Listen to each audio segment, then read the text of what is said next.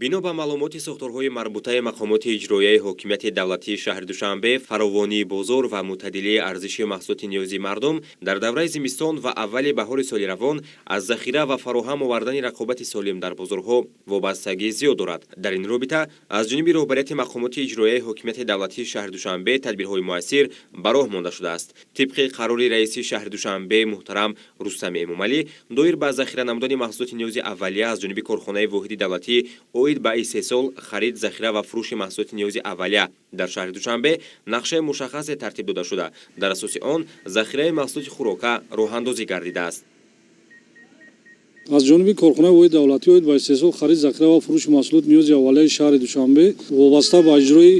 қарори дахлиёи раиси шаҳри Душанбе ва нақшаи захираи маҳсулот барои мавсими тирамоҳи солҳои 2021-22 мо ба миқдори 3510 тонна картошка, ба миқдори 4185 тонна пиёз, сабзӣ ба миқдори 1200 тонна, шакар ба миқдори 3000 тонна, равғани растанӣ ба миқдори 774 тонна, орд ба миқдори 4520 тонна, биринҷ ба миқдори 204 тонна,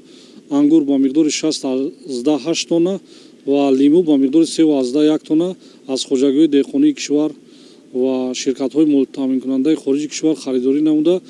дар амборҳо ва сардхонаҳои корхона захира намудем.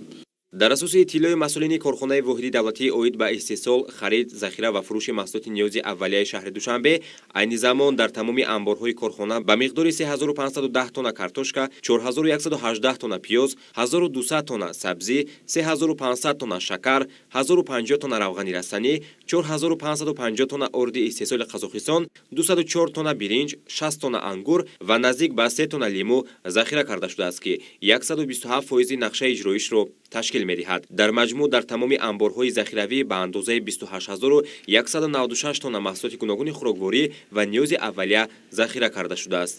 маҳсулотҳои корхона тариқи бозорҳои зертобии корхона ва ярмаркаҳои доимоамалкунандаи ки аз тарафи корхона дар 14 нуқтаи сераҳолии шаҳри Душанбе ташкил карда шудааст, бо нархҳои дастрас ба савдо гузошта мешаванд. маҳсулоти захира гардида дар шароити хуб нигоҳ дошта шудааст. дар баробари ин аз ҷониби роҳбарияти корхонаи воҳиди давлатӣ оид ба истеҳсол, харид, захира ва фурӯши маҳсулоти ниёзи аввалия дар шаҳри Душанбе барои харид ва захира кардани орд, картошка, равған, биринҷ ва дигар маҳсулоти ниёзи мардум бо хоҷагиҳои деҳқонии шаҳру ноҳияҳои кишвар шаҳрномаҳо тартиб дода шудааст. тавре ки иттилоъ дода шуд, ҳамарӯза ба бозорҳои коммуналии пойтахт ва 14 адад нуқтаҳои савдо ва ярмаркаҳои доимоамалкунандае ки дар шаҳри Душанбе фаъолият менамоянд, аз ҷониби корхонаи воҳиди давлатӣ оид ба истеҳсол, харид, захира ва фурӯши маҳсулоти ниёзи аввалияи шаҳри Душанбе маҳсулоти лозима бо нархҳои аз бозор нисбатан арзон пешниҳоди сокинони пойтахт гардонида мешавад. дар маҷмӯъ таъминоти маҳсулоти ниёзи аввалия дар пойтахт зери таваҷҷӯҳи доимии роҳбарияти мақомоти иҷроияи ҳокимияти давлатии шаҳри Душанбе қарор дошта,